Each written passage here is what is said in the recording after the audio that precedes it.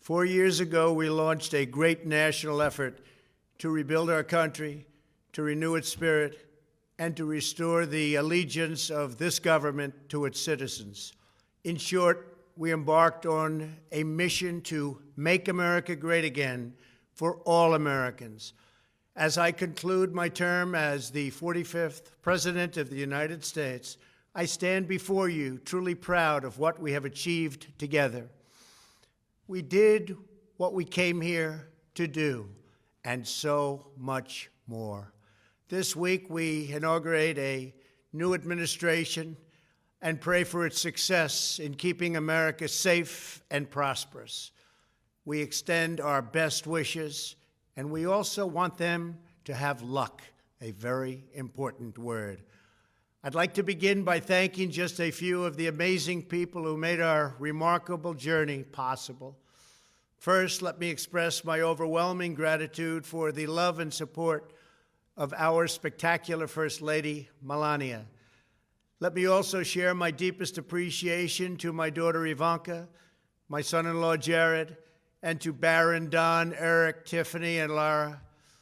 You fill my world with light and with joy. I also want to thank Vice President Mike Pence, his wonderful wife, Karen, and the entire Pence family. Thank you as well to my Chief of Staff, Mark Meadows, the dedicated members of the White House staff, and the Cabinet, and all of the incredible people across our administration who poured out their heart and soul to fight for America. I also want to take a moment to thank a truly exceptional group of people, the United States Secret Service. My family and I will forever be in your debt. My profound gratitude as well to everyone in the White House Military Office, the teams of Marine One and Air Force One, every member of the armed forces, and state and local law enforcement all across our country. Most of all, I want to thank the American people. To serve as your president has been an honor beyond description. Thank you for this extraordinary privilege, and that's what it is, a great privilege and a great honor. We must never forget that while Americans will always have our disagreements, we are a nation of incredible, decent, faithful, and peace-loving citizens who all want our country to thrive and flourish and be very, very successful and good. We are a truly magnificent nation. All Americans were horrified by the assault on our Capitol.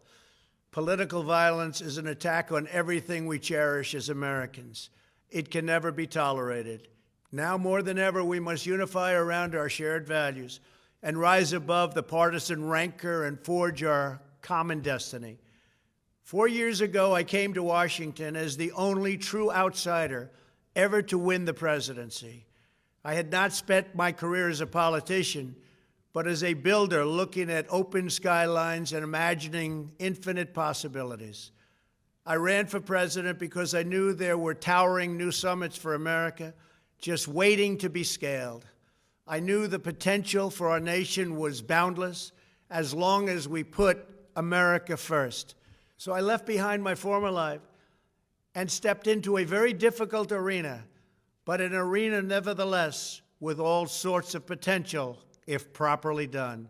America had given me so much, and I wanted to give something back. Together with millions of hardworking patriots across this land, we built the greatest political movement in the history of our country. We also built the greatest economy in the history of the world. It was about America first because we all wanted to make America great again. We restored the principle that a nation exists to serve its citizens. Our agenda was not about right or left. It wasn't about Republican or Democrat, but about the good of a nation, and that means the whole nation. With the support and prayers of the American people, we achieved more than anyone thought possible. Nobody thought we could even come close. We passed the largest package of tax cuts and reforms in American history. We slashed more job-killing regulations than any administration had ever done before. We fixed our broken trade deals, withdrew from the horrible Trans-Pacific Partnership and the impossible Paris Climate Accord, renegotiated the one-sided South Korea deal, and we replaced NAFTA with the groundbreaking USMCA. That's Mexico and Canada, a deal that's worked out very, very well. Also, and very importantly, we imposed historic and monumental tariffs on China, made a great new deal with China. But before the ink was even dry, we and the whole world got hit with the China virus. Our trade relationship was rapidly changing. Billions and billions of dollars were pouring into the U.S., but the virus forced us to go in a different direction. The whole world suffered, but America outperformed other countries economically because of our incredible economy and the economy that we built. Without the foundations and footings, it wouldn't have worked out this way. We wouldn't have some of the best numbers we've ever had. We also unlocked our energy resources and became the world's #1 producer of oil and natural gas, by far. Powered by these policies, we built the greatest economy in the history of the world. We reignited America's job creation and achieved record low unemployment for African Americans, Hispanic Americans, Asian Americans, women, almost everyone. Income soared, wages boomed, the American dream was restored, and millions were lifted from poverty in just a few short years. It was a miracle. Stock market set one record after another with 148 stock market highs during this short period of time, and boosted the retirements and pensions of hardworking citizens all across our nation. 401ks are at a level they've never been at before. We've never seen numbers like we've seen, and that's before the pandemic and after the pandemic. We rebuilt the American manufacturing base, opened up thousands of new factories, and brought back the beautiful phrase, "Made in the USA." To make life better for working families, we doubled the child tax credit and signed the largest ever expansion of funding for child care and development. We joined with the private sector to secure commitments to train more than 16 million American workers for the jobs of tomorrow. When our nation was hit with the terrible pandemic, we produced not one, but 2 vaccines with record-breaking speed, and more will quickly follow. They said it couldn't be done, but we did it. They called it a medical miracle, and that's what they're calling it right now, a medical miracle. Another administration would have taken 3, 4, 5, maybe even up to 10 years to develop a vaccine. We did it in 9 months. We grieve for every life lost, and we pledge in their memory to wipe out this horrible pandemic once and for all. When the virus took its brutal toll on the world's economy, we launched the fastest economic recovery our country has ever seen. We passed nearly $4 trillion in economic relief, saved or supported over 50 million jobs, and slashed the unemployment rate in half. These are numbers that our country has never seen before. We created choice and transparency in healthcare, stood up to Big Pharma in so many ways, but especially in our effort to get favored nations clauses added, which will give us the lowest prescription drug prices anywhere in the world. We passed VA choice, VA accountability, right to try, and landmark criminal justice reform. We confirmed 3 new justices of the United States Supreme Court. We appointed nearly 300 federal judges to interpret our Constitution as written. For years, the American people pleaded with Washington to finally secure the nation's borders. I am pleased to say we answered that plea and achieved the most secure border in U.S. history. We have given our brave border agents and heroic ICE officers the tools they need to do their jobs better than they have ever done before, and to enforce our laws and keep America safe. We proudly leave the next administration with the strongest and most robust border security measures ever put into place. This includes historic agreements with Mexico, Guatemala, Honduras, and El Salvador, along with more than 450 miles of powerful new wall. We restored American strength at home and American leadership abroad. The world respects us again. Please don't lose that respect. We reclaimed our sovereignty by standing up for America at the United Nations and withdrawing from the one-sided global deals that never served our interest. And NATO countries are now paying hundreds of billions of dollars more than when I arrived just a few years ago. It was very unfair. We were paying the cost for the world. Now the world is helping us. And perhaps most importantly of all, with nearly $3 trillion, we fully rebuilt the American military, all made in the USA. We launched the first new branch of the United States Armed Forces in 75 years, the Space Force. And last spring, I stood at Kennedy Space Center in Florida and watched as American astronauts returned to space on American rockets for the first time in many, many years. We revitalized our alliances and rallied the nations of the world to stand up to China like never before. We obliterated the ISIS caliphate and ended the wretched life of its founder and leader, al-Baghdadi. We stood up to the oppressive Iranian regime and killed the world's top terrorist, Iranian butcher Qasem Soleimani. We recognized Jerusalem as the capital of Israel and recognized Israeli sovereignty over the Golan Heights. As a result of our bold diplomacy and principled realism, we achieved a series of historic peace deals in the Middle East. Nobody believed it could happen. The Abraham Accords opened the doors to a future of peace and harmony, not violence and bloodshed. It is the dawn of a new Middle East, and we are bringing our soldiers home. I am especially proud to be the first president in decades who has started no new wars. Above all, we have reasserted the sacred idea that in America, the government answers to the people. Our guiding light, our North Star, our unwavering conviction has been that we are here to serve the noble, everyday citizens of America. Our allegiance is not to the special interests, corporations, or global entities. It's to our children, our citizens, and to our nation itself. As president, my top priority, my constant concern, has always been the best interests of American workers and American families. I did not seek the easiest course. By far, it was actually the most difficult. I did not seek the path that would get the least criticism. I took on the tough battles, the hardest fights, the most difficult choices, because that's what you elected me to do. Your needs were my first and last unyielding focus. This, I hope, will be our greatest legacy. Together, we put the American people back in charge of our country.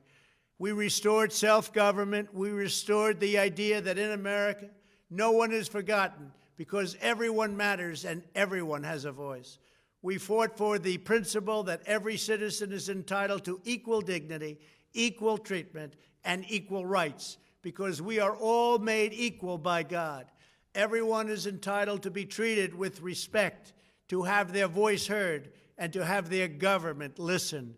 You are loyal to your country, and my administration was always loyal to you. We worked to build a country in which every citizen could find a great job and support their wonderful families. We fought for the communities where every American could be safe and schools where every child could learn. We promoted a culture where our laws would be upheld, our heroes honored, our history preserved, and law-abiding citizens are never taken for granted. Americans should take tremendous satisfaction in all that we have achieved together. It's incredible. Now, as I leave the White House, I have been reflecting on the dangers that threaten the priceless inheritance we all share. As the world's most powerful nation, America faces constant threats and challenges from abroad.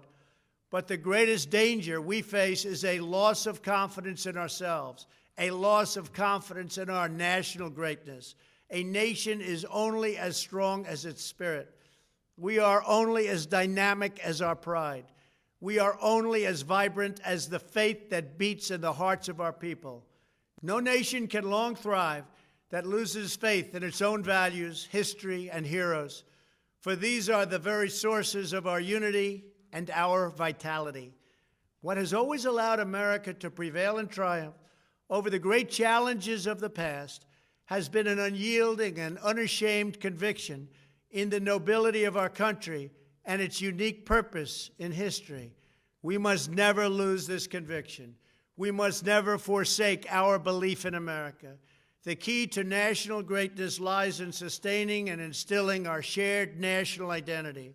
That means focusing on what we have in common, the heritage that we all share. At the center of this heritage is also a robust belief in free expression, free speech, and open debate. Only if we forget who we are and how we got here could we ever allow political censorship and blacklisting to take place in America. It's not even thinkable. Shutting down free and open debate violates our core values and most enduring traditions. In America, we don't insist on absolute conformity or enforce rigid orthodoxies and punitive speech codes. We just don't do that. America is not a timid nation of tame souls who need to be sheltered and protected from those with whom we disagree. That's not who we are. It will never be who we are. For nearly 250 years, in the face of every challenge, Americans have always summoned our unmatched courage, confidence, and fierce independence. These are the miraculous traits that once led millions of everyday citizens to set out across a wild continent and carve out a new life in the Great West. It was the same profound love of our God-given freedom that willed our soldiers into battle and our astronauts into space. As I think back on the past 4 years, one image rises in my mind above all others. Whenever I traveled all along the motorcade route, there were thousands and thousands of people. They came out with their families so that they could stand as we passed and proudly wave our great American flag. It never failed to deeply move me. I knew that they did not just come out to show their support of me.